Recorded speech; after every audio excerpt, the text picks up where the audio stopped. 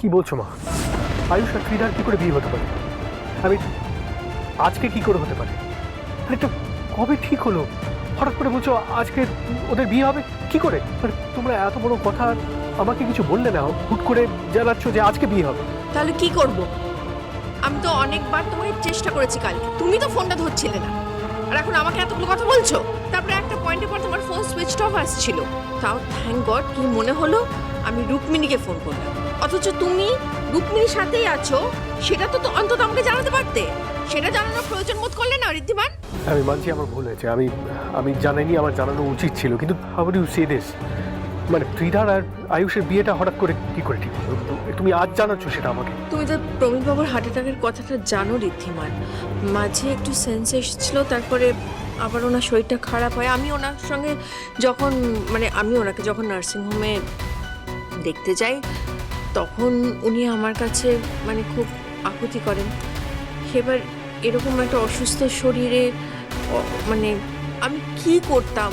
উনি বললেন যে উনি চান যে আয়ুষ আর ওনার মেয়ে ত্রিধার বিয়েটা ইমিডিয়েটলি হোক, কারণ উনি মনে করছেন যে উনি আর বেশি দিন থাকবেন না।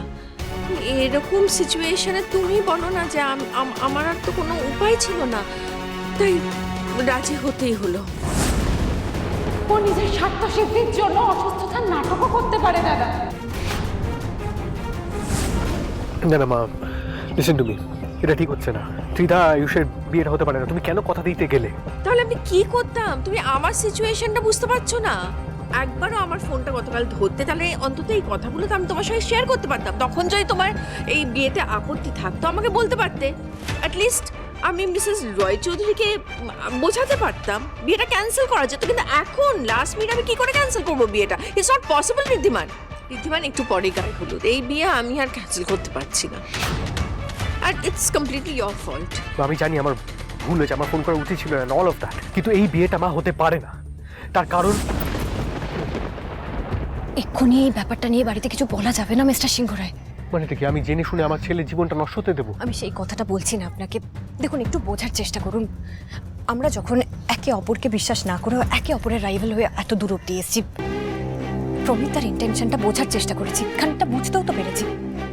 প্লিজ এই এফোর্টটাকে জলে দেবেন না, আমি রিকোয়েস্ট করছি আপনাকে। এটাতে আমাদের সবার মঙ্গল হবে।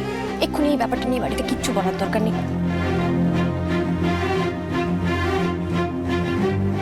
হ্যাঁ মা। ঋদ্ধিমান, তুমি শুনতে পাচ্ছ? হ্যালো।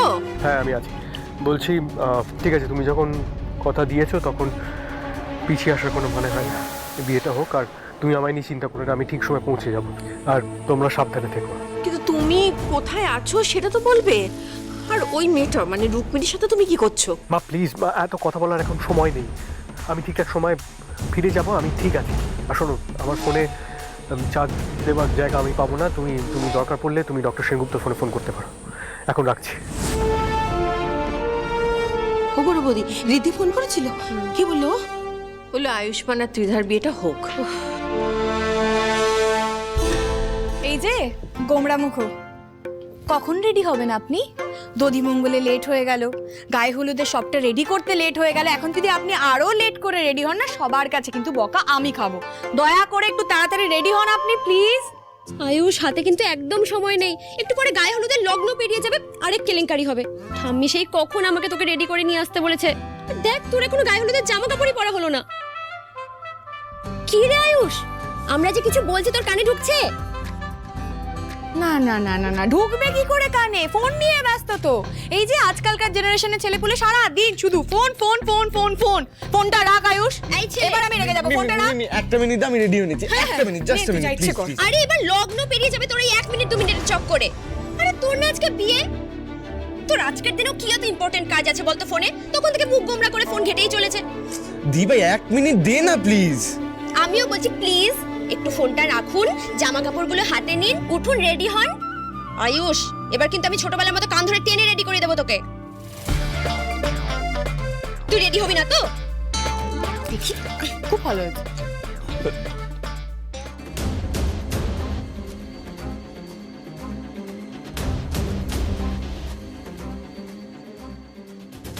দি ভাই, চল তো, অনেক হয়েছে, এবার আমি তোকে রেডি করাবো। নাহলে তুই এখানে গ্যাট হয়ে ফোন নিয়ে বসে থাকবি। আরে 2 মিনিট দে না দি ভাই প্লিজ। না না না, মামাম তুমি একটা কাজ করো, তুমি বরং গিয়ে দেখো ত্রিধা কতটা রেডি হয়েছে, আমি আয়ুষকে রেডি করে নিচে নিয়ে চলে আসবো। যাও যাও যাও। আচ্ছা মিমি ঠিক আছে, কিন্তু তাড়াতাড়ি করো, কিন্তু ঠাম্মি আমাকে অনেকবার করে তাড়া দিয়ে গেছে। আর আমি ওদিকে ত্রিধাকে 15 মিনিটেই রেডি করে নিয়ে আসছি। ঠিক আছে। এই তাড়াতাড়ি রেডি হবি।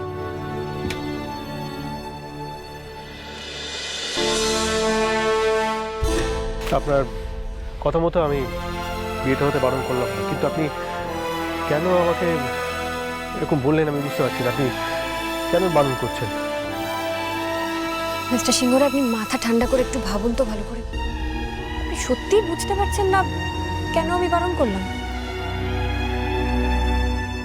অফকোর্স রাইট, না সেটা বুঝতে পারছি যে প্রবীরবাবুর আগেনস্টে যে প্রমাণগুলো আমরা জোগাড় করছি, সেটা আমি যদি এখন বিয়েটা হতে দিতে পালন করতাম তাহলে ওনার কাছে ইনফরমেশন পৌঁছে যেত, আর তাহলে আমাদের এই প্রমাণ খোঁজা এই সব কিছু ভেস্তে যেত। সরি, আসলে আমার ছেলের ব্যাপার তো, তাই একটু ঘেঁটে গেছিলাম। সেটা খুব স্বাভাবিক, বাবা হয়ে ছেলের জন্য চিন্তা তো হবেই। আর প্লিজ এভাবে সরি বলবেন না। দেখুন, এই কাজটা কেউই আমরা না আমাদের নিজেদের জন্য করছি না। কাল অবধিও আপনার সঙ্গে হয়তো আমার অনেক বিষয়ে অনেক মতান্তর ছিল, হ্যাঁ আজও আছে। কারণ আমি এখনো মনে করি আপনি যথেষ্ট চেষ্টা করেননি বলেই ওই কলেজের কিডন্যাপিং এর আসল কারণটা খুঁজে বের করতে পারেননি। কিন্তু একটা ব্যাপার পরিষ্কার, কাল থেকে আজ অবধি আপনার সঙ্গে এতটা সময় থেকে আমি বুঝতে পেরেছি যে আপনার ইন্টেনশনটা খারাপ নয়। আপনিও আমার মতো একইভাবেই ভিক্টিমাইজ হয়েছেন। এটুকু বোঝার জন্য ধন্যবাদ। এবার শুধু সত্যিটার সামনে আসার পালা। একবার যদি সত্যিটার সামনে এসে যায়, তারপর কলেজের জমির কি হবে সেটা পরে দেখা যাবে। কিন্তু এখন আমাদের প্রধান কাজ হলো ওই প্রমিত রায়চৌধুরীর মুখোশটা সবার সামনে টেনে খুলে আনা। তাহলে সময় নষ্ট করলে চলবে না, চলুন এখনই যাই। বিয়েটা হওয়ার আগে সমস্ত প্রমাণ নিয়ে আমাদের সবাইকে সবটা জানিয়ে দিতে হবে। চলুন। চলো।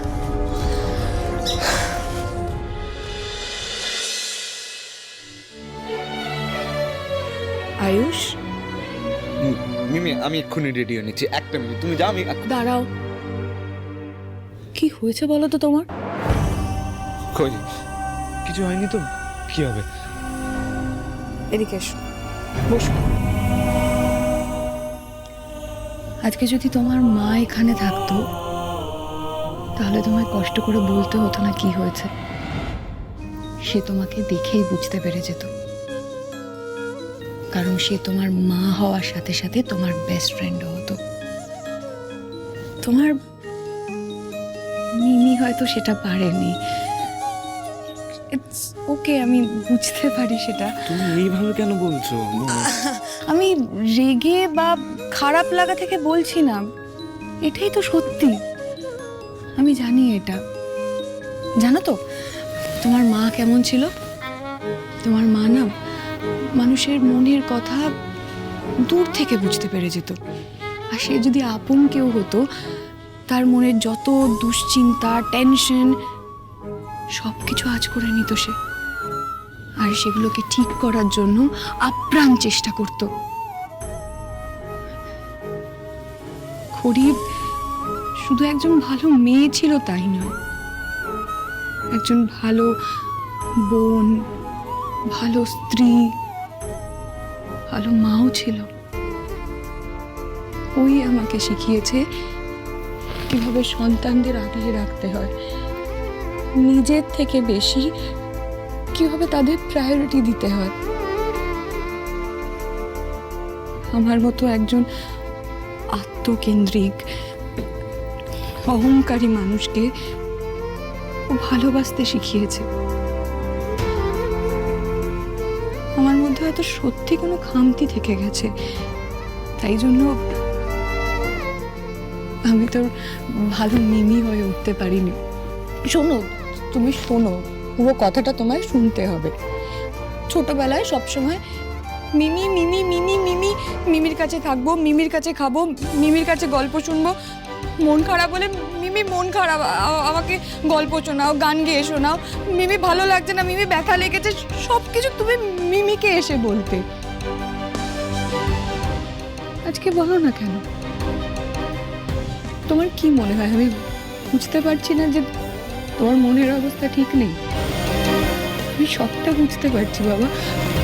কেন বলো না তুমি তোমার মিমিকে এসে সবটা? এখন আগের মতন বড় হয়ে গেছো বলে এই ডিস্টেন্সটা ক্রিয়েট হয়েছে না, এখন আর মিমিকে বলতে ভালো লাগে না। মনে হয় মিমি কি ভাববে।